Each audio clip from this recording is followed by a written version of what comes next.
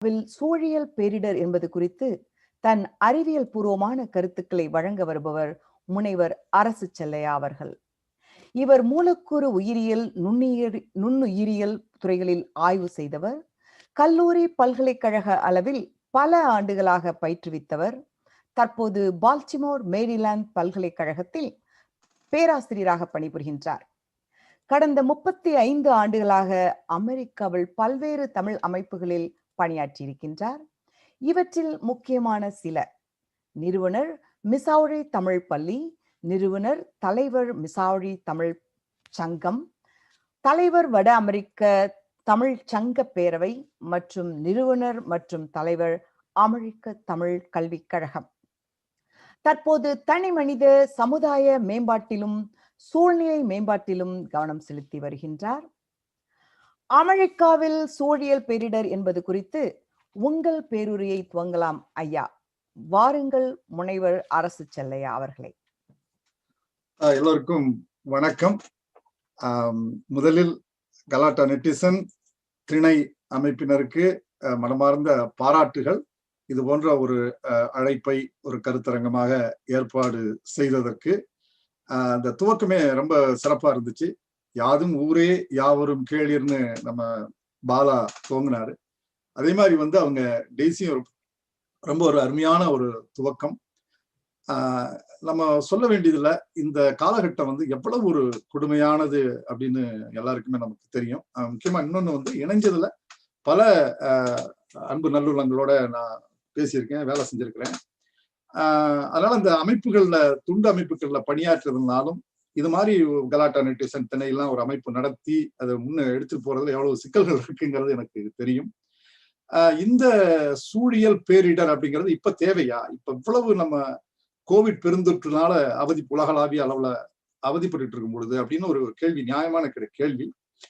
அந்த கேள்விக்கு விட என்னன்னா, அந்த கோவிட் பெருந்தொற்று ஒரு அளவில் சூழியல் பேரிடர், மனித தலையீட்டால், அதை ரொம்ப உள்ள போக வேண்டாம்ங்கிறது, நான் போனா அது பாட்டுக்கு வைராலஜிக்குள்ள போயிருவோம் அப்படிங்கிற ஒரு கருத்து. அதனால இவங்க இன்னொன்னு ஒரு கோர்வையா இதெல்லாம் சொல்ல முடியுமாங்கிறதே கூட எனக்கு எந்த அளவுக்கு தெரியல. ஏன்னா அவ்வளவு செய்திகள் அலை மோதுது. இருந்தாலும் முயன்ற அளவுக்கு முயற்சி செய்யறேன். குறிப்பா திணை அப்படின்னா நம்முடைய தமிழ் இதுல இலக்கியத்தை பிரிக்கும் போது சங்க இலக்கியத்துல குறிஞ்சி முல்லை மருதம் நெய்தல் பாவை நம்ம அது ஒரு தனித்துவமானது. எந்த இலக்கியத்துக்கும் இப்படி ஒரு சிறப்பு இருக்கா, ஒரு நிலத்தினுடைய பிரிவு போட்டு அதுல போட்டு அப்ளை பண்ணி பண்றதுங்கிறது. இன்னொன்னு நம்ம சூழியல் பேரிடர் நம்ம உள்ள போறதுக்கு முன்னாடி நான் என்ன நினைக்கிறேன்னா, தமிழர்களுக்கு ஒரு பெரிய பொறுப்பு இருக்குன்னு நான் நினைக்கிறேன்.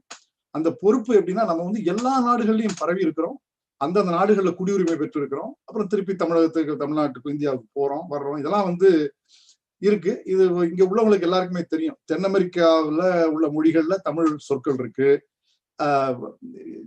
இது நம்ம ஈஜிப்டு, ஹீப்ரு, லத்தீன், கிரீக் அதுல தமிழ் இருக்கு. மங்கோலிய மொழியில தமிழ் இருக்கு. இங்க ஜப்பான், கொரியா வரைக்கும் இருக்கு. எல்லா இடத்துலயுமே விரவி இருக்கு. அப்படி விரவி இருந்ததனுடைய ஆழ்ந்த வரலாறு எல்லாம் கூட நமக்கு இன்னும் சரியா புரியல. குறிப்பா அந்த 3 புத்தகங்கள், சேப்பியன்ஸ் ஹராரிங்கிறவர் எழுதுறாரு. அடுத்தது ஏர்லி இந்தியன்ஸ் டோனி ஜோசப். குறிப்பாக நம்முடைய அருமையான தமிழர் ஆர் பாலகிருஷ்ணன் ஐஏஎஸ் அவர்கள் ஜேர்னி ஆஃப் சிவிலைசேஷன் அப்படின்னு ஃப்ரம் இண்டஸ் டு வைகைன்னு தெளிவா சொல்றாரு. அந்த இண்டஸ் வேலி சிவிலைசேஷன்ல இருந்து நம்ம ஏன் அது வீழ்ந்தது அப்படிங்கிறதுக்கு அடிப்படை காரணம் சூழியல் பேரிடர். இதை நான் முன்னாடி வைக்கிறேன். சொல்ற மாதிரி கோர்வையா கொண்டு போவது என்பது கொஞ்சம் சிக்கலானது. இருந்தாலும் அதை நம்ம புரிய வச்சுக்கணும். என்ன நடந்ததுன்னா, இயற்கையால் விளைந்த ஒரு மாற்றம். அது மனிதர்கள் இது பண்ணது கிடையாது. மிகப்பெரிய அந்த காலகட்டத்தில் மிகப்பெரிய ஒரு நாகரிகம், பறந்துபட்ட நாகரிகம். அது எப்படி வீழ்ச்சுட்டுறது, அந்த தண்ணீர் நிலைகள் காய்ந்து போனதுங்கிறது ஏன் அப்படின்னு பார்த்தா, ஒரு ஹைபாத்தசிஸ் எப்படின்னு, அந்த புவி கொஞ்சம் டில்ட்டா இருக்கு பாத்தீங்களா, அந்த டில்ட்ல கொஞ்சம் மாறி இருக்கு. உடனே அந்த காற்று மழையெல்லாம் ரொம்ப உலகளாவிய அளவுல பாதிக்கப்பட்டிருக்கு. ஒரு சில 100 ஆண்டுகள்ல முழுமையா அங்கிருந்து வெளியில போக வேண்டிய ஒரு சூழல் ஆயிடுது. சோ நம்ம அந்த அழிவை ஏற்கனவே பார்த்திருக்கிறோம். அதெல்லாம் இன்னும் ஆழமாக படிக்க வேண்டும். அதே மாதிரி இப்ப தமிழ்நாட்டில இருந்தும் தமிழர்கள் இந்தியா மாநிலம், பல மாநிலங்களும் சரி, வெளிநாடுகளையும் நம்ம போயிருக்கிறோம். வள்ளுவர் ஒண்ணு கருத்தை சொல்றாரு, எதிரவா காக்கும் அறிவினார்க்கில்லை அதிர வருவதோர் நோய் அப்படிங்கிறார். இந்த கோவிட் பெருந்தொற்றோ இல்ல சூழியல் பெருந்தொற்றோ நம்ம பேசும்பொழுது அதை நம்ம முதல்ல வச்சு நம்பிக்கையோட இருக்கணும். இன்னும் கொஞ்சம் ஒவ்வொன்றும் ஒரு படிப்பனையா நம்ம எடுத்துக்கிட்டு போறோம். அறிவுடையார் ஆவது அறிவார், அறிவிலார் அகுதறி கல்லாதவர்னு இன்னொரு கூறு சொல்றேன். இந்த மாதிரி நிறைய சொல்லிட்டே போலாம். நம்முடைய இலக்கியங்கள் அத்தனையுமே தூக்கம் வந்து உலகம்ங்கிறத போடும். யாதானும் நாடாமால் ஊராமால் என்னொருவன் சாந்துணையும் கல்லாதவாறு அப்படின்னு நம்ம ஐயன் திருவள்ளுவர் சொல்றாரு. அப்ப வந்து 2000 ஆண்டுகளுக்கு முன்னாடியே பல நாடுகளுக்கு போன அனுபவங்கள் அவங்கள்ட்ட இருக்கு. அதெல்லாம் நம்ம டாக்குமெண்ட் பண்ணணும், முறைப்படி எழுதணும். அவங்க திரு பாலகிருஷ்ண ஐஏஎஸ் அவருடைய புத்தகத்தை தொடர்ந்து பல புத்தகங்கள் தமிழர்கள் எங்கெங்க போனாங்க, எப்ப போனாங்க, இதெல்லாம் நம்ம ஆய்வு பண்ணணும். ஆக இது மாதிரி உலகம் பூரா போய் தங்கி வாழ்ந்து அதனாலதான் இந்த வந்து யாதானும் நாடாமால் ஊராமால் நம்ம தெளிவா சொல்றாங்க. உலகம் நாடு ஊருங்கிறத அளவுக்கு நம்ம போறோம். அப்ப எல்லா ஊரும் எல்லா நாடும் நம்முடையதுதான். நம்ம அதுக்கான சரியான கல்வி அறிவு பூர்வமாக இருந்தால் அந்த மக்களுக்கும் குன்றக்குடி அடிகளார்னு சொல்றாரு, அந்த மக்களுக்கு நம்ம உதவியாக இருந்தோம்னா நம்ம வந்து அந்த இப்ப அமெரிக்காவிலேயே இருக்கணும்னு வச்சுங்களேன். நம்ம போறோம்னா கூட ஒரு செவிலித்தாய்ங்கிற இந்தியா உங்களுக்கு தாய்நாடுனா இது செவிலித்தாய் மாதிரி நம்ம நினைச்சு பண்ணணும்னு ரொம்ப அருமையா சொல்றாரு. ஆக நமக்கு மற்ற இன மக்களை விட ஒரு கூடுதல் பொறுப்பு இருக்குன்னு நான் நினைக்கிறேன். அந்த அளவுல எனக்கு தெரிந்தவரை இதுதான் முதல் முறையாக நம்முடைய பெரியவர்கள் பலர் கலந்து கொள்ளக்கூடிய ஒரு சூழியல் பேரிடரை பற்றிய ஒரு கருத்தரங்குன்னு நினைக்கிறேன். ஆனா நான் ரொம்ப அற்புதமா இதை வடிவமைச்சிருக்காங்க நம்ம பாலா டெய்சி எல்லாம். நேற்று ஒரு 1/2 மணி நேரம் இதை பற்றி பேசலாம்னு சொல்லி ஒரு 2 மணி நேரத்துக்கு மேல அந்த அழைப்பு நீண்டுருச்சு. ஆக என்னை பொறுத்த வரைக்கும் அந்த கட்டமைப்பும் அவங்க டெய்சி சொல்லுவாங்க. இப்ப நான் வந்து குறிப்பா என்ன சிக்கல் பேரிடர்னா அப்படி என்ன பெரிய சிக்கல்ங்கிறத நான் முடிஞ்ச அளவுக்கு சுருக்கமா சொல்லிட்டு அப்புறம் அவங்க சுந்தரராஜன் தமிழ்நாட்டில இருந்து அவர் மிகுந்த செயல்பாட்டாளர். நான் ஒரு ஆர்வலன். உயிரியல் துறையில வந்து 72ல பட்டப்படிப்பு ஆரம்பிக்கிறேன். 77 1977 1900 அப்படிங்கிற மாதிரி கல் தோன்றி மண் தோன்றா காலம் மாதிரி இருக்கும் உங்களுக்கு நிறைய இளைஞர்களுக்கு. அந்த கால 77 78ல அந்த நம்ம மனிதர்களால இந்த கழிவுகள் எப்படி ஆறுல போய் கலக்குது, நம்ம பண்ற வேலைகள்லாம் இது என்னடா வம்பா இருக்கு அப்படிங்கிற ஒரு உணர்வு புரிஞ்சுது. அப்படியே பயணப்பட்டுக்கிட்டு இருக்கும்போது அமெரிக்காவுக்கு 85 வரும்போது அந்த பருவ மாற்றங்களையும் உணர்றேன். ஊருக்கு போனா தண்ணீர் நிலையெல்லாம் கீழே போறது, காய்ந்து போறது. அமெரிக்காவில் வந்து அந்த வறட்சி, கலிபோர்னியா இஸ் பர்னிங், உங்களுக்கு தெரியாது இல்ல, அது வெள்ளம். இதெல்லாம் பார்க்கும் பொழுது என்னன்னா கடைசியில ஆல் கோருடைய இன்கன்வீனியன்ட் ட்ரூத் வருது. அப்ப இப்போ உங்களுக்கு வந்து கிரீன் நியூ டீலை பற்றி நமக்கு தெரியும். ஸோ இப்ப என்ன, நான் ஒரு சிலதை மட்டும் முதல்ல அந்த சிக்கல்களை மட்டும் சொல்லிடுறேன். அடுத்தது வந்து அது காரணிகள், கடைசியா மூன்றாவது வந்து என்ன தீர்வுகள்ங்கிறது. குறிப்பா நீங்க கலந்துகிட்டவங்கள்ட்ட நான் அல்லது கேட்டுக்கொண்டிருக்கிறவங்கள்ட்ட நான் என்ன கேட்கிறேன்னா, மனிதர்களாக பிறந்த அத்தனை பேரும் இன்னைக்கு வந்து சூழியல் செயல்பாட்டாளர்களாக மாறணும். ஆர்வலர்களாக மாறணும். படிக்கணும், தெரிஞ்சுக்கணும், பேசணும், ஒரு சில பேரை கலந்து பேசணும். நம்ம என்ன செய்யலாம், இதெல்லாம் இந்த அழைப்புல இருக்கு. அதனால சுருக்கமா நம்ம வந்து சொன்னோம்னா இப்ப என்ன பேர் அழிவு அப்படின்னு கேட்டீங்கன்னா, நான் எம்எஸ்சி ஜமால் காலேஜ்ல படிக்கும் பொழுது ராபர்ட் வாட்டர்மேன் ஒருத்தர் கார்டியட் பயாலஜி எழுதுறாரு. அதுல வந்து ரொம்ப அழகா எவல்யூஷன் சொல்லிட்டு வரும்போது மனித இனம் ஹோமோங்கிறது ஜீனஸ், அதுல ஸ்பீசிஸ் வந்து ஹோமோ சேப்பியன்ஸ், நம்ம ஒரு வகைதான். நியாண்டர்தாலன்சஸ், ஹோமோ எரக்டஸ், இப்படிலாம் ஒரு 5-6 இனங்கள் இருக்கு. எல்லாமே அழிஞ்சிருது. இன்னொன்னு வந்து உலகில வந்து உயிரினம்னு தோன்ற ஆரம்பிச்சு, நீங்க இப்ப higher animals and plant, bacteria எல்லாம் போனோம்னா பில்லியன்ஸ் ஆஃப் இயர்ஸ் போகலாம். ஒரு 500 மில்லியன் இயர்ஸா நீங்க பார்த்துட்டு வந்தீங்கன்னா இந்த தோன்றிய உயிரினங்கள், ஏன்னா எல்லாம் ஒரு செல்கள் இருந்து தான் உயிரினங்கள் தோன்றி இப்ப வளர்ந்துருக்குது. தோன்றின உயிரினங்கள்ல 99 விழுக்காடு உயிரினங்கள் அழிந்து விட்டன. எக்ஸ்டிங்க்ட். அதை நம்ம உள்ள வச்சுக்கணும். ஸோ மனிதர்கள் வந்து ஒரு ஸ்பெஷல் எல்லாம் கிடையாது. நம்மளும் any time we can go extinct. நம்ம இருக்கிறது வந்து 70,000 ஆண்டுகள் காக்னிட்டிவ் ரெவல்யூஷன் அப்படின்னு சொல்லி ஹராரி சொல்லுவார். இன்னொரு கருத்து நான் என்ன சொல்ல வைக்க விரும்புறேன்னா, நம்ம ஏதோ அந்த இண்டஸ்ட்ரியல் ரெவல்யூஷன் ஆரம்பிச்சு கழிவுகள்லாம் போட ஆரம்பிச்சுதான் நம்ம உலகத்தை சீர்குலைக்க ஆரம்பிச்சிட்டோங்கிறதுலாம் கிடையாது. நம்ம ஆரம்பிச்சது வந்து 30-40 ஆண்டுகளுக்கு முன்னாடி வேலையை ஆரம்பிச்சிட்டோம். அததான் ஹராரி வந்து அந்த சேப்பியன்ஸ் புத்தகத்துல சொல்லுவாரு. நம்ம ஆஸ்திரேலியாவில போய் இறங்கின உடனே நம்மங்கும் போது நம்ம மனித இனம் ஹோமோ சேப்பியன்ஸ் சொல்றேன், எந்த ரேஸு, ரிலிஜன், வயது எதுவுமே இப்ப நம்ம பொருட்படுத்த முடியாது. அங்க போகும்போதே அந்த அழிவுகள் ஆரம்பிச்சது. ஆனா ஓரளவுக்கு 70கள்ல இருந்து அமெரிக்காவிலேயே அந்த எர்த் டே, இந்த நம்ம ரொம்ப வம்பு பண்ணிக்கிட்டு இருக்கோம், இதெல்லாம் சரி பண்ணுங்கிற ஒரு கருத்து வந்து 70கள்ல இருந்து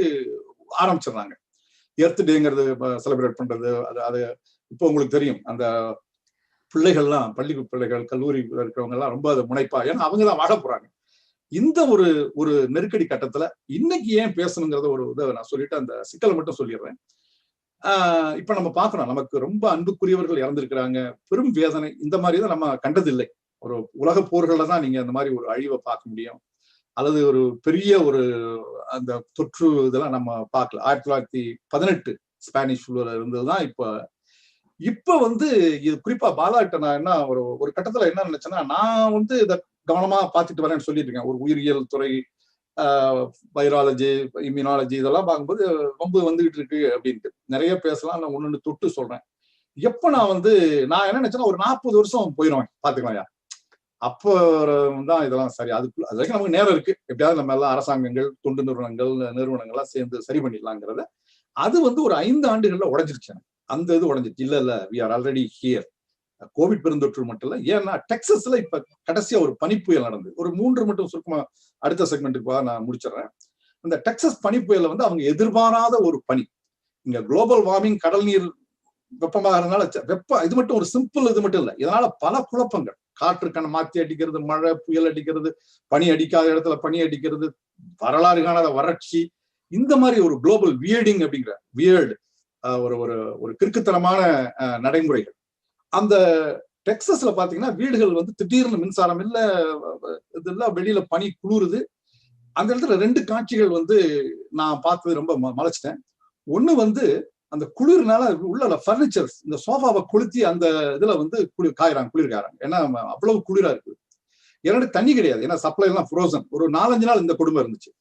அப்ப வெளியில இருந்து ஐஸ் கட்டி எல்லாம் எடுத்து உருக்கி தண்ணி குடிச்சாங்க. இது மாதிரி நீங்க இன்னும் இன்சிடென்ட்ஸ் எல்லாம் சொல்லலாம். அந்த வறட்சினால, இந்த தண்ணி உள்ள ஊர்களை தாக்குறதுனால. சோ இது பார்க்கும்பொழுது ஆகா, இது ஆரம்பிச்சிருச்சு. இனிமேல் ஒவ்வொரு ஆண்டும் இப்ப அடுத்தடுத்து வந்துட்டு இருக்கு. இப்ப இந்தியாலுமே நீங்க புயல் மழை எல்லாம் பார்க்கலாம். இதை எதிர்பாராத அளவுக்கு சீற்றம்.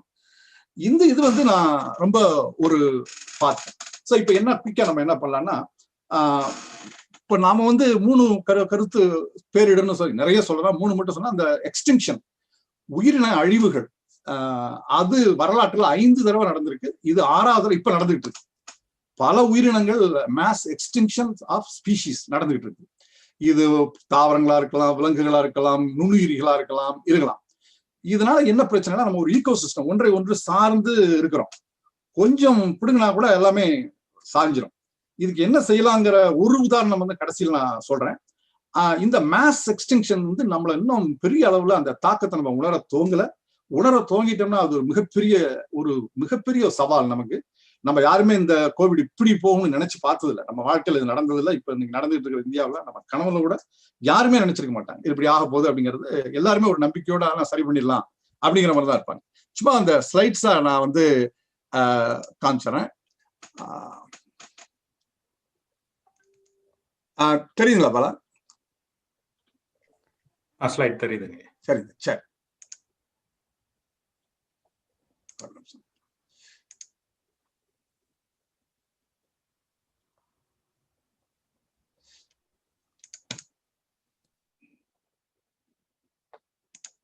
சரி, இது மாஸ் எக்ஸ்டிங்ஷன். இது நம்ம எல்லா மனிதர்களும் நம்ம கவனிக்கணுங்க. இன்னொன்னு நான் கேட்டுட்டு இருக்கவங்களுக்கு என்ன சொல்ல விரும்புறேன்னா, சூழியல் பேரிடரை சமாளிப்பது அத்தனை கல்வித்துறைகள்லயும் இருந்தும் நம்ம பங்கேற்கணும். நீங்க எதை படிச்சாலும், இன்ஜினியரிங் படிச்சாலும் சரி, கம்ப்யூட்டர் படிச்சாலும் சரி, உயிரியல் படிச்சாலும் சரி, சமுதாயியல் படிச்சாலும் சரி, வரலாறு படிச்சாலும் சரி, எந்த துறையில நீங்க இருந்தாலும், என்ன வேலை செய்தாலும் இதுல நீங்க பங்களிக்க முடியும். இது என்னமோ என்விரான்மெண்டலிஸ்ட், அதுல அவருக்கு இன்ட்ரெஸ்ட், அந்த இது இன்னையோட நான் உங்களுக்கு அது ஒரு பெரிய கருத்தை நான் பகிர்ந்துக்கிறேன். நம்ம எல்லாருமே என்ன செய்யணும், எப்படி செய்யணுங்கிறது வேற, எல்லாருமே செய்து ஆக வேண்டும். இந்த இதுல பாத்தீங்கன்னா, இங்க மேல இந்த millions of years up until now இது இருந்த உயிரினங்களுடைய எண்ணிக்கை, இந்த ஃபர்ஸ்ட் எக்ஸ்டிங்ஷன், இது 2வது எக்ஸ்டிங்ஷன், 3வது, 4வது, 5வது இப்ப ஆரம்பிச்சிருச்சுங்க. இந்த இடத்துலதான் இப்ப ஆரம்பிக்கிறதுங்கிறத சொல்றாங்க. இந்த 5 எக்ஸ்டிங்ஷன்ஸுமே ரொம்ப விரிவா போகாம, ஏன் 50 to 75 விழுக்காடு உயிரினங்கள், இப்ப டைனோசர்ஸ்னா இப்ப காலி, அது மாதிரி அதுல ஏன் அப்படின்னா இயற்கை காரணங்களால் நடந்தது அப்படிங்கிறாங்க. இயற்கை காரணங்களால் நடந்தது அப்படிங்கிறாங்க. என்ன இயற்கை காரணங்கள்? நம்ம டைனோசர்ஸ் தெரியும், ஒரு மெட்டியோர் கல் அடிச்சு புழுதி கிளப்பி உலகம் அப்படியே குளிர்ந்து ஒரு பல மாதங்கள் வருடங்கள் இந்த எக்ஸ்டிங்ஷன் ஆயிடுச்சு. அதனாலதான் நம்மளே வந்தோம். மேமல்ஸ் வந்து பரோல நம்ம அணில் மாதிரி கீழே இருந்தோம். அப்புறம் மேடியில வந்து அப்படியே நம்ம அந்த எவல்யூஷன், அந்த கல் அடிக்கலைன்னா கூட நம்ம வந்திருப்போமாங்கிறது கூட எனக்கு தெரியல. இதுக்கு முன்னாடி இருந்ததுன்னு கேட்டீங்கன்னா எரிமலைகள் குமுறி அதனால அழிவு வர்றது, அப்புறம் வந்து திடீர்னு உருகிறது. ஏன்னா நம்ம அந்த யூனிவர்ஸ்ல பிளானட் ஒரு சின்ன ஒண்ணு, நம்ம சூரிய மண்டலத்துல ஒரு ஒரு சின்ன தூள் மாதிரி, ஒரு சின்ன மாற்றம் எங்கேயோ நடந்தா கூட நம்ம சூரியனை பாதிக்கும். அதனால வந்து இந்த அழிவு. அடுத்தது பாத்தீங்கன்னா இது என்னன்னா எக்ஸ்டிங்ஷனை காமிக்குது. இது 500 to 400 இந்த இடத்துல இந்த இது ஒரு ஃபர்ஸ்ட் எக்ஸ்டிங்ஷன். இது எக்ஸ்டிங்ஷன் அதை இதுக்கு அப்படியே மாற்றி, முன்னாடி என்ன பார்த்தோன்னா இருக்கிற விலங்குகள் குறையிறது, இங்க ரேட் ஆஃப் எக்ஸ்டிங்ஷன் கூடுறது. இது 2, இது 3, 4, 5. இதுல இன்னொன்னு பாத்தீங்கன்னா இப்ப வந்து இந்த இடத்துல அப்படி லேசா ஏற ஆரம்பிக்குது. இது உறுதி செய்யப்பட்டது. நான் என்ன பேசும்பொழுது நான் ரொம்ப கவனமா இருக்கணும், ஏன்னா ஆதாரத்துடன் பேச வேண்டும். ஆய்வு கொஞ்சம் பண்ணியிருக்கிறேன், மிகப்பெரிய கான்ட்ரிபியூஷன்லாம் இல்லைன்னா நல்லா எனக்கு அந்த மெத்தடாலஜி தெரியும். அதனால ரொம்ப கவனமா இருக்கணும். எதையா நம்ம வந்து சொல்லுவது என்பது ரொம்ப கவனமாக இருக்க வேண்டும். இப்ப இந்த எக்ஸ்டென்ஷன் ஆரம்பிக்கும் பொழுது இதனுடைய தாக்கம் என்ன? சுருக்கமாக சொன்னோம்னா, நான் இப்ப பெரம்பலூர் மாவட்டம் திருச்சியில ஒரு கிராமத்துல இருந்து நான் வர்றேன். அங்கேயே பாத்தீங்கன்னா அந்த பயிர் பண்ற இதெல்லாம் மாறிட்டதுனால கீரிப்பிள்ளை இப்ப சுத்தமா இல்லை. உடும்பு நான் பார்த்திருக்கேன் இல்ல. சென்னாய்கள், வைல்டு டாக்ஸ் அப்படியே ஓடும், அது எல்லாம் இல்லை, இந்த மலைப்பாகம் இருக்கனால. அதே மாதிரி இலுப்பை அப்படிங்கிற ஒரு அந்த மரம்லாம் கூட இப்ப அங்க இல்லை. சோ இந்த மாற்றங்கள்லாம் வந்து எந்த அளவுக்கு தாக்குங்கிறது தெரியாது. இன்னும் குறிப்பா சொன்னோம்னா அந்த ஹமிங் பேர்ட் நீங்க கேள்விப்பட்டிருக்கீங்க அமெரிக்காவில். இங்க கீழே இருந்து கோடை காலத்துல நமக்கு வரும், அப்புறம் குளிர்காலத்துல நமக்கு குளிரும் போது அது சவுத் அமெரிக்காவுக்கு போயிடும். அதுல குறைவாகுதுன்னு சொல்றாங்க. அது ஏன் குறைஞ்சா என்ன பிரச்சனை வரும்? அழகான குருவி அப்படிங்கிறது இல்லை, அது வரும் பொழுது அந்த அந்த பாலினேஷன் மகரந்த சேர்க்கை பண்ணிக்கிட்டே வரலாம். சோ அதனால வந்து உங்களுக்கு அந்த ஹமிங் பேர்டு குறைஞ்சதுனால ஒரு அழகான குருவியை இழந்து விட்டோம் அப்படிங்கிறது இல்ல, இதுவே குறையுது.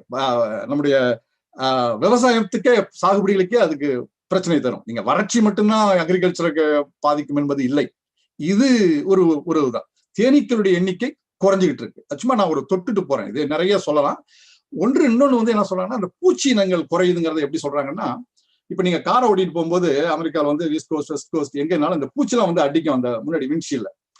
அப்புறம் அந்த கேஸ் ஸ்டேஷன்ல போய் அந்த போட்டு தேய்க்கணும், சுரண்டணும், அதெல்லாம் அந்த போறதுக்கு, ஏன்னா அப்படியே பச்சுன்னு ஒட்டிக்கும். இப்ப அதெல்லாம் ரொம்ப குறைஞ்சிருச்சு. அதை ஒண்ணு சொல்லுவாங்க, இதே ஒரு இண்டிகேட்டர் தான் இதெல்லாம். All indicators, animals species are all coming down அப்படிங்கறது ரொம்ப ரொம்ப தெளிவா ரொம்ப சிம்பிளா சொல்லுவாங்க.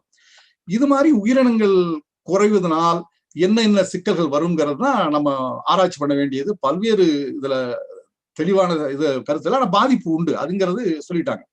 இன்னும் சொல்ல போனா ஒரு சின்ன வைரஸ், கொரோனாங்கிறது முன்னாடியே இருக்கு, இது SARS-2 தான், 2வது இதுதான். கொஞ்சம் வேரியேஷன் ஆனாலே அமெரிக்காவில் இருந்ததுக்கு இப்ப இந்தியாவில் இருக்கிற வேரியன்ட் ரொம்ப டேஞ்சரஸ் வேரியன்ட் பாக்குறோம். சின்ன வயதுல இருக்கிறவங்க எல்லாம் இறக்குறாங்க.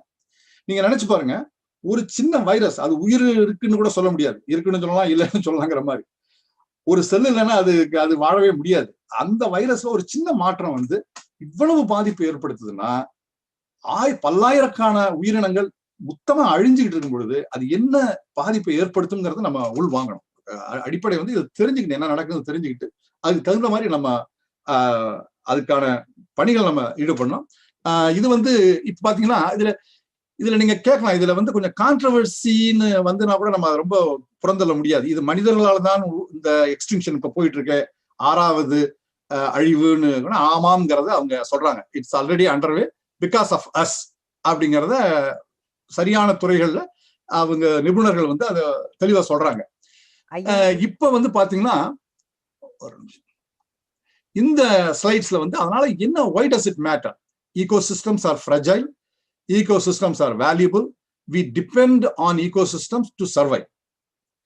என்னதான் நம்ம வளர்ச்சி அடைந்திருந்தாலும், இயற்கையை ஓரளவுக்கு நம்ம வென்று குளிர எல்லாம் இது பண்ணி நம்ம வாழ்ந்தாலும், தொழில் எல்லாம் இது பண்ணியிருந்தாலும், இன்னும் நம்ம வந்து சார்ந்துதான் இருக்கிறோம். we are part of a ecosystem. அததான் அவங்க சொல்றாங்க. அதை நம்ம மனதில் வைத்துக் கொள்ள வேண்டும். இன்னொரு ஜஸ்ட் 2வது வந்து என்ன படிக்கன்னா, இப்ப சுந்தரராஜன் அழகா நிறைய சொல்லுவாங்க. இப்ப அந்த வெப்பமயமாதல்ல வந்து இப்ப துருவ பனி உருகிடுச்சுன்னா அங்க இருக்கக்கூடிய வைரஸஸ் புதஞ்சு கிடக்குது 10,000 ஆண்டுகளா. அது எப்படி இருக்குங்கிறது கூட நம்ம சீக்வன்ஸ் பண்ணி கூட பார்த்தது இல்லை. அதுங்கெல்லாம் வெளியில வந்தா இப்போ 1 டிகிரி 2 டிகிரி ஆனா அது என்ன பண்ணணும்னு நமக்கு தெரியாது. ஆனா இப்போ அங்க போய் ஆராய்ச்சி பண்ற உயிரியல் துறையில என்ன சொல்றாங்கன்னா, அந்த வைரஸ் வந்து ஏற்கனவே வந்து இந்த பாக்டீரியா, அந்த ஒரு செல் உயிரியல் புரோட்டோசோவா வந்து கொல்லக்கூடிய ஆற்றல் இருக்கு அதுக்கு. சோ அதுல எத்தனை வருதுன்னு நமக்கு தெரியாது, இதுல எவ்வளவு ஆய்வு செய்யணுங்கிறது நமக்கு தெரியாது. இது ஒரு சொல்றேன். இன்னொன்னு அமெரிக்காவுல என்ன சிக்கல்கள் அப்படின்னா, நம்ம சொன்ன கலிபோர்னியா இஸ் பர்னிங். இப்ப ஆக்சுவலா சூப்பர் டிராட் போயிட்டு இருக்குது. எமர்ஜென்சி டிக்ளேர் பண்ணிருக்காங்க 41 கவுண்டில. இது ஒண்ணு. இன்னொன்னு வந்து இந்த வெப்பமயம் போது இந்த கடல் நீர் வந்து வெப்பமயமாய் அந்த பனி உருகி மேல போறதுங்கிறது வேற. கொஞ்சம் சூடானால என்ன ஆகுன்னு கேட்டீங்கன்னா, அந்த ஹைட் ஆயிடும் போது இன்னும் வீழ்ச்சியா உள்ள வருது தரைக்குள்ள. இந்த நீர் உள்ள வர்றது வந்து நியூஜெர்சில நடந்திருக்குது, நார்த் கேரளால பார்த்திருக்கிறேன், பாஸ்டன்ல செய்திகள் வரும். எல்லா இடத்துல நடக்குது. அந்த குடியிருப்பு இருந்ததுன்னா, ஆஹா இங்க நாங்க எங்க போறது? அமெரிக்கா பாத்தீங்கன்னா 2 பக்கமும் பெரிய ஒரு கடற்கரை. நாளைக்கு வந்து தண்ணி 1 டிகிரி இன்னும் 20, 50 வருஷம்ல இப்ப நடந்துகிட்டு இருக்கு. எங்க போவாங்க இவங்க? எப்படி அவங்கள ரீசெட்டில் பண்ணுவாங்க? இப்போ ஒடிசா மாநிலத்துல அவங்க 6 லட்சம் பேரை இது பண்ணிருக்காங்க. அந்த கரையோரத்தில் இருக்கிறவங்கள ரீலோகேட் பண்ணிருக்காங்க. சோ இதெல்லாம் நமக்கு இது 2வது. சோ இந்த மாஸ் எக்ஸ்டென்ஷன் ஒண்ணு. இந்த வெப்பமயமாதல் அந்த கடல் நீர் ஓரத்தில் இருக்கக்கூடிய அது வந்து கடல் நீர் உயரணுங்கிற அவசியமே இல்லை. இப்பவே இது வந்துருச்சு. 2. 3வது பார்த்து மட்டும் சொல்லிடுறேன். நான் என்ன நினைக்கிறேன்னா, இந்த இது நம்மளுடைய குப்பைகள், திரவ கழிவு, இந்த ரீசைக்கிளிங்கிற இதெல்லாம் தனியாவே பேசலாம். அதெல்லாம் ஒண்ணும் பெருசா இல்லைங்க. அதெல்லாம் வந்து நம்ம அனுப்புறோம் ஏசியா அங்கெங்கெல்லாம். கடைசியில கடல்ல தான் கொட்டுறாங்கன்னு நினைக்கிறேன். இந்த கழிவுகள் வந்து இங்க போ இந்த லேண்ட் ஃபில் பக்கம் போனீங்கன்னா நாரும். அங்கிருந்து கசிவதெல்லாம் மிகப்பெரிய அழிவுல ஏற்படுத்திட்டு இருக்குது. இந்த கன்சியூமரிசம் இந்த சொசைட்டி இது வந்து இந்த கன்சியூமரிசம் ட்ரிவன் எக்கானமி, நுகர்வோர் கலாச்சாரம் வந்து இது ஓடிக்கிட்டு தான் இருக்குங்கிறார். நீங்க ஹராரியுடைய சேப்பியன்ஸ் புத்தகம் படிச்சீங்கன்னா, இப்படிதான் ஓடணும், வேற வழியே இல்லை, இந்த economy has to keep going. நின்னுதுன்னா என்ன ஆகும்னே தெரியாது. நான் ஒரு பொருளாதார நிபுணர் இல்லை. அது எப்படி நம்ம புத்தர் மாதிரி எல்லாமே சிம்பிள் லைஃபுக்கு நம்ம போக போறோமா என்ன அப்படிங்கிறது எனக்கு தெரியல. இது என்ன பண்ண போறோங்கிறது தெரியல. சோசியாலஜி இருக்குது. ஆக சிம்பிள் லைஃப் வேணும். தந்தை பெரியார் ஒரு இடத்துல சொல்றாரு, அதாவது நான் வந்து ஒரு நாளைக்கு எனக்கு 20 ரூபா அந்த காலகட்டத்துல ஆகுது, வாழைப்பழம் சாப்பிட்றேன், சோறு சாப்பிட்றேன், அதுக்கு நான் ஏதாவது சமுதாயத்துக்கு செய்யணும். இது ரொம்ப முக்கியமான கருத்தா நம்ம நீங்க பார்க்கணும். அதாவது வந்து அவர் என்ன நினைக்கிறாருன்னா, நான் ஐ எம் கன்சூமிங் சம்திங். அப்ப நான் இந்த இதெல்லாம் இன்ட்யூட்டிவ் அவருக்கு வர்றது. அவர் யோசிச்சு சயின்டிபிக்கா நம்ம சில பேருக்கு அப்படி அந்த கிஃப்ட் நினைக்கிறேன் நான், ஜெனடிக்கலாவா வாட் எவர் இட் இஸ். அது மாதிரி இப்ப நம்ம எல்லாரும் உணரணும். இப்ப நம்ம வந்து என்ன கன்சியூமர் தேவையா? ஏன்னா இந்த economy is based on consumerism. இதெல்லாம் நம்ம யோசிக்கணும். இதெல்லாம் என்ன planning, economy, industry, life style. இதை விட இப்ப கடைசியா ஒரு கருத்தை மட்டும் சொல்லி இந்த செக்மெண்ட் முடிச்சிடறேன். நம்ம ஆன்மீகம், ஸ்பிரிச்சுவல் அப்படின்லாம் சொல்றோம் பாருங்க. இதை விட என்ன ஆன்மீகம் வேண்டியிருக்கு? நம்ம வாழ்க்கையினுடைய நோக்கம் என்ன? மனித இனம் என்ன, எவ்வளவு காலம் எப்படி வாழணும், இந்த பேரிடெல்லாம் எப்படி நம்ம அப்ப உண்மையாக வாட் இஸ் லைஃப்? கன்சூமரிசமா, பெருசா பணத்தை சம்பாதிக்கிறதா, பெரிய கார்ல போறதா, என்ன வாழ்க்கையினுடைய பொருள் என்னங்கிற கேள்வியே இப்ப வந்துட்டு இருக்கு. ஆக இந்த 3ஐயும் நான் பேரிடரா பாக்குறேன். அடுத்ததுல அந்த காரணிகளை பற்றி நான் சொல்றேன். இந்த 3வதுல என்ன செய்யலாங்கிறது முடிச்சிட்டேன். நன்றி. மிக்க நன்றி ஐயா. அமெரிக்காவில் சூழியல் பேரிடர் குறித்து ரொம்ப சிறப்பா சொன்னீங்க. மிக்க நன்றி ஐயா. மானிடத்தின் முன்னிருக்கும் இந்த சவால்களுக்கான தீர்வு என்ன, மக்கள் செய்ய வேண்டியது என்ன, அரசாங்கம் செய்ய வேண்டியது என்ன என்பது குறித்து தனது கருத்துக்களை கூற முனைவர் அரசு செல்லையா அவர்களை அழைக்கின்றோம். மகிழ்ச்சி. ரொம்ப சுருக்கமாவே சொல்லிடுறேன். ஏன்னா கேள்வி பதில் இருந்தா அதுலயும் சில கருத்து பரிமாறிக்கலாம். ரொம்ப அருமையா சொன்னாங்க. சிம்பிள். அது மாதிரி இப்போ வந்து நம்ம ஆக்டிவிஸ்டா ஆகணும். அதுல ஒன்றும் தப்பு இல்லை. துணிவாக நம்ம கேட்கணும். அவரு தமிழக முதலமைச்சரே சொன்ன மாதிரி பாராட்டிட்டு புகழ்ந்துட்டு இருக்காதீங்க, என்ன செய்யணுமோ குறைய சொல்லுங்க அப்படிங்கிற மாதிரிதான் இங்க அமெரிக்காவிலுமே அந்த ஒரு வந்திருக்கு. அவங்க ஒரு தமிழ்நாட்டில இருந்து வந்த பெண்மணி, அவங்க கமலா ஹாரிஸ் துணைத் தலைவரா இருக்கிறாங்க. அதனால இங்க இதுக்கெல்லாம் இருக்காங்க. இப்ப அமெரிக்காவிலுமே இதுக்கு என்ன செய்யலாம்ங்கிற ஒரு அந்த அந்த கருத்தாட்டம்லாம் போயிட்டு இருக்கு. ஆனா அது ஒருங்கிணைக்கப்பட வேண்டும்ங்கிறது என்னுடைய கருத்து. அது நம்ம தமிழர்கள் அப்படிங்கும்போது நமக்கு அந்த கடமையை நான் சொன்னேன். அது மற்றவங்களோடையும், மற்ற மொழியினரோடையும், இந்தியாவா இருந்தாலும் சரி, மற்றவங்களோடையும் நம்ம எப்படி சேர்க்கலாம். நமக்குள்ள என்ன ரொம்ப எளிதா இருக்கு, தமிழர்களுக்குள்ள ஒரு கூட்டம் கூட்டுறதோ ஒரு பேசுறதோ ரொம்ப எளிது. அதுக்காக மற்ற மொழியினோடையும் நம்ம அமெரிக்க மண்ணில் எப்படி தமிழ்நாடு அந்த காலத்துல இருந்த மாதிரி வந்தார வாழ வைக்கும் தமிழ்நாடுங்கிற மாதிரி அமெரிக்காவிலையும் ஒரு கண்ட்ரி ஆஃப் இமிகிரன்ஸ் இல்லைங்களா. அதனால இந்தியா அமெரிக்கா ரெண்டுமே ஒரு ஜனநாயக நாடு. குறைகள் நிச்சயமா அது இருக்கு. இருந்தாலும் இங்க வந்து இப்போ ஒரு மாற்றம் தமிழ்நாட்டுல நடந்திருக்கு, இங்கேயும் அமெரிக்காவில் நடந்திருக்கு. இல்லைங்களா? சோ அதனால அந்த அறிவியல் பூர்வமான சிந்தனைகள் நம்ம மக்கள் நம்ம எல்லாரும் இதை அவங்க சொன்ன மாதிரி அரசு மட்டும் இல்ல, கிளைமேட் சேஞ்ச்னா எவ்வளவு விலை, கிராம் எவ்வளவு விலைங்கிறது மக்கள்கிட்டயுமே நிறைய இருக்கு. அப்படியே சொல்லுவாங்க, அவரு போயிடுவாங்க. இப்ப இன்னைக்கு எவ்வளவோ செய்திகள் நமக்கு புரிஞ்சிருக்கிறோம். அந்த ஆக்டிவிசம்ங்கிறது ஒன்றும் தவறு இல்லை. நம்ம எல்லாத்தையும் காப்பாத்திக்கிறதுக்காக தான் பாடுபடுறோம். இந்த கோவிட் இதுவே போதும். இது மாதிரி இன்னும் 10 பங்கு வேணுமா, நமக்கு வேணுமா வேணாமா, மணற்கொள்ளையா என்ன, அப்படிதான் என்னதான் பண்ண போறீங்க இந்த மணலை என்ன? அவங்க சொன்ன மாதிரி கேரளாவில் தண்ணி இருக்கு, தமிழ்நாட்டுல மண்ணுங்கிற மாதிரி இங்கேயும் அந்த மாதிரி அழிவுகள் இருக்கு. ஆனா அமெரிக்காவை பொறுத்த வரைக்கும் இங்க என்ன செஞ்சிருக்காங்கன்னா, இந்தியாவில் செய்யலாம்னா இந்த கட்டமைப்புகள், இன்ஃப்ராஸ்ட்ரக்சர், சாலைகள், ஒரு ஊரையே அவங்க கட்டுறாங்க.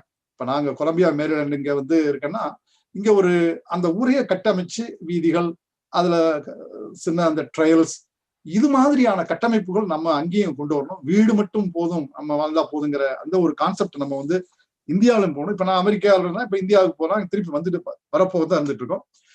என்ன செய்யலாங்கிறதுல ஒரு இன்னோவேட்டிவ் இதை மட்டும் நான் இங்க பகிர்ந்துட்டு முடிஞ்ச அளவுக்கு சீக்கிரம் முடிச்சிடறேன். அதாவது இப்போ அந்த பால்ட் ஈகிள் அதை கண்டுபிடிச்சு அவங்க பிக்ஸ் பண்ணாங்கன்னு சொன்னாங்க. இதெல்லாம் முடியும். நான் என்ன கடைசியா சொல்றேன்னா, எவ்வளவு சிக்கல்கள் இருந்தாலும் ஒரு நம்பிக்கையோட தான் நம்ம அணுகணும். அதுக்காக அந்த ஆபத்துகளை பார்த்துக்கலாம் அப்படிங்கிற ஒரு அசால்ட், அந்த ஒரு எளிதாகவும் போயிட முடியாது. இந்த பிரச்சனைகளை முழுமையும் புரிந்து கொண்டு என்ன செய்யணும், தொண்டு நிறுவனங்களாகவா, நம்ம தனியாகவா, இல்ல நிறுவனங்கள், தனியார் நிறுவனங்கள்ல ஒவ்வொரு தனியார் நிறுவனத்திலையும் சில கூறுகள் இருக்கு, அங்கேயா அல்லது அரசாங்கமா, கடைசியா அரசாங்கத்துக்கிட்ட தான் அந்த அதிகாரங்கள் இருக்கு. அதை நம்ம முனைப்பா கூட்டிட்டு போறோம். ஒண்ணு பயோடெக்னாலஜி நான் கொஞ்சம் இருந்ததுனால சொல்றேன். அதாவது ஒரு இடத்துல அந்த கொசுனால நோய்கள் வந்துட்டு இருக்கும்போது இங்க என்ன ஒரு ஸ்ட்ராட்டஜி, ஐ திங்க் டெக்சஸ் மாநிலம் நினைக்கிறேன், சரியா தவறா கூட இருக்கலாம், அமெரிக்காவில் ஒரு என்ஜினியர் பண்றாங்க, ஒரு மஸ்கிட்டோவை என்ஜினியர் பண்றாங்க. It's an important mosquito. இதை பயோடெக்ல பண்றாங்க. இது ஒரு அட்வான்ஸ்மெண்ட், வளர்ச்சியில், அறிவியல் வளர்ச்சியில. இதை கோடிக்கணக்கில் போய் அந்த இடத்த அப்படியே ரிலீஸ் பண்ணிடுறாங்க. இது போய் இனப்பெருக்கம் செய்து பிறக்கக்கூடிய அடுத்த முட்டை பிறக்கக்கூடிய கொசுக்களும் இம்பார்ட்டன்ட். அது இனப்பெருக்கம் செய்ய முடியாது, அப்படியே அது முடிஞ்சிருக்கு. இது படிச்ச உடனே ரொம்ப ஆச்சரியமா இருந்துச்சு. இது மாதிரி பல வழிகள் இருக்கு, அதுக்கான தொழில்நுட்பம் நம்ம கிட்ட இருக்கு. அதே மாதிரி நீங்க பாத்தீங்கன்னா, இப்ப வாஷிங்டன் போஸ்ட் பத்திரிகை நான் பாக்குறேன், இங்க இருக்கிறதுனால, தலைநகரம் பக்கத்துல இருக்கிறதுனால ஒரு நாளைக்கு ஒரு 3 கட்டுரை வந்துகிட்டு இருக்கு சூழல் பற்றி. எல்லாத்தையும் பண்ணி அந்த மாடலிங், கம்ப்யூட்டர் மாடலிங். ஸோ அதுல நம்ம நிறைய வளர்ந்துருக்கோம். ஆர்டிபிஷியல் இன்டெலிஜென்ஸ் இதெல்லாமே அப்ளிகேஷன் வருது. இதுல ஒரு அப்ஜெக்ஷன் என்ன சொல்றாங்கன்னா, நீங்க இந்த ஹவு டு ஃபிக்ஸ் இட்ங்கும் போது, இப்போ கோல் மைன் எல்லாம் மூடுங்க, காற்றாலை கொண்டு வாங்க அப்படிங்கும்போது உடனே அவங்க சொல்றது அந்த கன்சர்வேட்டிவ்ஸமா இருந்தாலும் சரி, அவங்க சொன்னா என்ன சொல்றாங்கன்னா, அப்ப வேலையெல்லாம் இழந்துட்டோம்னா என்ன பண்ணுவீங்க? அந்த transition is a tough thing. ரொம்ப எளிதுன்னு நான் சொல்லல. இப்ப ஜீரோ எமிஷன் நம்ம வரும்பொழுது புதிய வேலை, இப்ப நமக்கு என்ன சாப்பாடுக்கு என்ன பண்றது, நான் வேலைக்கு என்ன செய்யறது, அப்ப அந்த டிரான்சிஷன் இஸ் நாட் ஈஸி. அதை நம்ம ரொம்ப கவனமாக பார்க்கணும். ஒரு 2 ஸ்லைடை மட்டும் நான் இப்ப காமிச்சு அதை நிறைவு செஞ்சிடறேன்.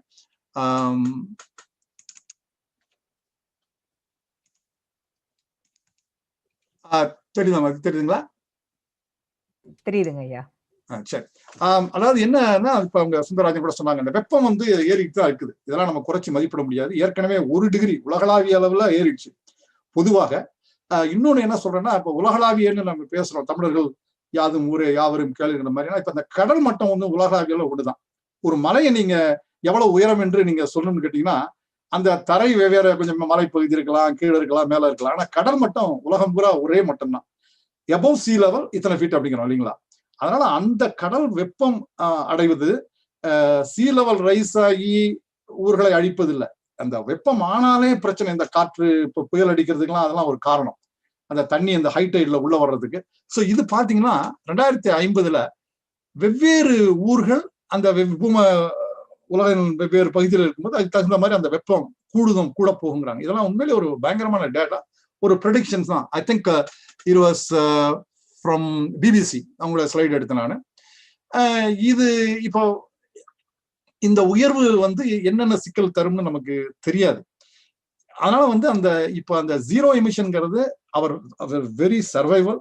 அந்த வெப்பநிலையை நம்ம என்னுடைய நண்பர் ஒருத்தர் சொல்லுவாங்க, வெள்ளக்காரரு ஃபெடரல் கவர்மெண்ட்ல இருந்து ஓய்வு பெற்றுட்டாரு, சொல்லுவாங்க வெள்ளக்காரங்க போய் சொல்ல மாட்டாங்கன்னு ஒரு ஜோக்கா சொல்லுவாங்க. அவருடைய கருத்து, வீடு பூரா புத்தகம் தான் 3 அடுக்குலையும், we are already too late, இனிமேல் முடிஞ்சு போச்சு, இனிமேல் கற்காலத்துக்கு போவது உறுதி, மனித இனம் கற்காலத்துக்கு போவது உறுதி அவர்கிட்ட நான் அதுக்கப்புறம் பேசுறது இல்லை. கனத் மார்சாலக் அப்படின்னு இருப்பார், நல்ல நண்பர்.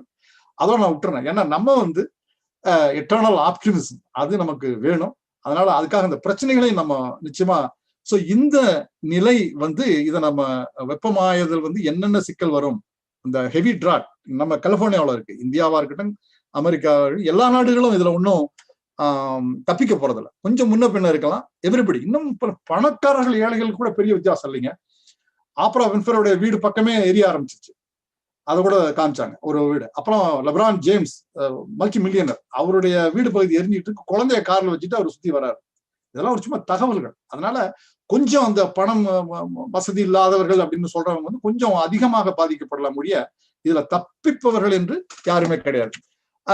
இதான் நான் சொன்னேன். இதை நம்ம தயவு செய்து மீள் பார்வை பாருங்க. இந்த அழைப்புல வந்தவங்க inconvenient truth crisis of global warming, இது வந்து 2004-05 2 இது வெளியிட்டார். இது யூனிவர்சிட்டி ஆஃப் மேரிலேண்ட்ல வந்து சோசியாலஜி டிபார்ட்மெண்ட்ல ஸ்கிரீன் பண்ணாங்க இந்த திரைப்படத்தை. நானும் குடும்பத்தோட போய் பார்த்தோம். ரொம்ப ஒரு அறிவியல் பூர்வமாக அறிவியலாளர்களோட கலந்து பேசி உள்வாங்கி அவரு செஞ்சிட்டு இருக்கிறார். அதை நம்ம வந்து புரிஞ்சுக்கணும். கடைசி ஸ்லைடு. இங்க அமெரிக்காவில் வந்து நியூ கிரீன் டீல், அது ஒரு பெரிய புரட்சியானது, அபாயகரமானது. இந்த அம்மா அழிச்சிரும் ஏஓசி காட்டெக்ஸ் ஒரு ஒரு ஒரு வெயிட்ரஸா இருந்தாங்க. அது ஒன்றும் குறைவு இல்லை. ஒரு வேலை செஞ்சுட்டு இருந்தவங்க அவங்க வந்து மிகப்பெரிய ஒரு டெமோக்ராட்டை தோற்கடிச்சு இன்னைக்கு ரெப்ரஸன்டேட்டிவா இருக்கிறாங்க. பக்கத்துல பெர்னி சாண்டர்ஸ் கிட்டத்தட்ட very close to becoming United States பிரசிடென்ட்னே சொல்லலாம். அவரு இந்த வயது வித்தியாசம் பாருங்க, 80 வயது, இது ஒரு அநேகமா 30 தான் இருக்கணும் ஏஓசி. இதுதான் அடுத்தது என்ன செய்யணுங்கும் போது நம்ம வயது வித்தியாசம் பாராமல், மத வித்தியாசம் பாராமல், கடவுள் நம்புறாரா நம்பலையா அதை பத்தியும் கவலைப்படாமல், சாதி எதையும் கவலைப்படாமல், தமிழினம் குறைந்தபட்சம் நம்ம தமிழ்ல பேசிட்டு இருக்கிறேன், நம்ம ஒருங்கிணைந்து இந்த கோவிட் தொற்ற ஒரு ரெஃபரன்ஸ் பாயிண்ட் மாதிரி நம்ம வைத்துக் கொண்டு எப்படி போலாம். நம்ம வந்து நான் என்ன ஒண்ணு கிட்டத்தட்ட பாதி ஓய்வு பெற்ற நிலையில இருக்கிறதுனால சொல்றேன், ஒரு ஒரு ஒரு கூறு நம்மளுடைய வாழ்க்கையுடைய முயற்சியில வந்து சூழியல் வச்சுக்கணும். எப்படி எல்லாருமே சுந்தரராஜன்களா மாறணும், பிளைனா சொன்னோம்னா. அது யாரையும் நம்ம எதுக்கிறதோ ஏதாவது குறை சொல்லணும்னா சொல்லித்தான், யாரா இருந்தா என்ன. அந்த காலகட்டத்தில் நம்ம முன்னாடி போனா நிச்சயமாக ஒரு விடிவு இருக்கிறது. அந்த அளவுக்கு இன்னைக்கு இப்ப இந்த 2021 இருக்கக்கூடிய தொழில்நுட்பங்கள் சரியாக இருக்கு. ஆனா அந்த தொழில்நுட்பங்களை பயன்படுத்தக்கூடிய நிறுவனங்கள் பெரிய அதிகாரமா இருக்குது. அந்த நிறுவனங்கள் அவங்கள நம்ம சில தாக்கத்துக்கு உள்ளாக்கலாம். அரசாங்கத்துக்கிட்ட முடிவுகள் சரியாக எடுத்து திசை காட்டுங்கள் அங்க சொல்லலாம். நம்ம என்ன செய்யறோம், நான் அரசாங்கிறதுனா நம்ம தான், மக்கள் தான் அரசாங்கம். அட்லீஸ்ட் நம்முடைய டெமோக்ராட்டிக் கண்ட்ரீஸ்ல அவங்க நம்ம என்ன செய்யலாங்கிற ஒரு சிந்தனையில போனால் நிச்சயமாக ஒரு ஒரு விடிவு வரும். அந்த சூழியல் இப்ப வெளியில வந்துட்டோம், வைரஸ் வந்துருவோம். நம்ம அமெரிக்காவில் கிட்டத்தட்ட முகக்கவசம் இல்லாம எல்லாம் போறாங்க. இந்தியாவிலுமே இன்னொரு 3-6 மாசத்துக்குள்ள ஓரளவுக்கு எல்லாமே சரி பண்ணிடுவாங்க. இது ஒரு பாடமாக எடுத்துக்கொண்டு இது அப்பாடா முடிஞ்சதுல அந்த பிரச்சனைன்னு சொல்லி அவங்கவுங்க வேலையை பார்ப்போம்னு போயிடாம அப்படியே இது சூழியல் சிக்கலாக, இப்ப சுந்தரராஜன் சொன்னாரு, நானும் சொன்னேன், இந்த வைரஸே ஒரு சூழியல் சிக்கல் தான். அதை நம்ம கொண்டுட்டு போனோம்னா மானுடம் ஏன் இருக்கு, படைப்பின் காரணம் என்ன, பிலசாபிக்கல் கொஸ்டின்ஸ் எல்லாம் கூட நம்ம இதுல கொண்டு போகணும். ஒரு நம்பிக்கை இருக்கிறது. ஆக அவர் வள்ளுவர் சொன்னது திருப்பி நான் ஒரு புரட்சி கவிஞர் சொல்றாரு, எவ்வளவு புவியை நடத்து பொதுவில் நடத்து விசால பார்வையால் விழுங்கு உலகை அப்படிங்கிறாரு. அதெல்லாம் நீங்க அந்த என்னடா அவ்வளவு உணர்ச்சி, இது ஒரு தொடர்ச்சி நமக்கு. அதே மாதிரி பாரதிதாசனா இருக்கட்டும், பாரதியா இருக்கட்டும், அப்படியே நீங்க போனீங்கன்னா ஒரு வள்ளுவரா இருக்கட்டும், அப்படியே தொடர்ச்சி நமக்கு இருக்குது. தொன்மமும் உண்டு, தொடர்ச்சியும் உண்டு. அவங்க பாலகிருஷ்ணன் IAS எழுதுவாரு, தொன்மமும் இருக்கு, தொடர்ச்சியும் இருக்கு. அந்த தொடர்ச்சி மானுடம் டப்புன்னு இன்னொரு 100 வருஷத்துல காலி ஆயிராம தொடரணும். நான் கூட ஒரு நகைச்சுவையா சொல்வேன், நம்ம எக்ஸ்டிங்ட் ஆயிட்டோம்னா இன்னொரு 200 வருஷத்துல 300 வருஷத்துல திருப்பி ஒரு ஸ்பீஷிஸ் அந்த காக்னிட்டிவ் ரெவல்யூஷன் வந்து அடடா இவ்வளவு நல்லா அந்த ஒரு இனம் இருந்தது பொட்டுன்னு போயிடுச்சு, நம்ம கொஞ்சம் கவனமா இருக்கணுங்கிற மாதிரிலாம் ஒரு ஜோக்கா சொல்லுவோம். அதையெல்லாம் தவிர்த்து இந்த துயரான ஒரு நேரத்தில் நம்பிக்கையோடு முன் சொல்வோம் என்று மட்டும் சொல்லி மீண்டும் திணை அமைப்பையும் நெட்டிசன் அமைப்பையும் தம்பி பாலா, ஜெர்சி, மற்ற தம்பிகளுக்கெல்லாம் ரொம்ப மகிழ்ச்சியை, நன்றி, நம்பிக்கையும் தெரிவிச்சு, சுந்தரராஜன் அவர்களுக்கும் மனமார்ந்த நன்றிகளை தெரிவிச்சு முடிச்சுக்கிறேன். நன்றி. மிக்க நன்றி ஐயா. மிக சிறப்பாக தெளிவாக கூறினீர்கள்.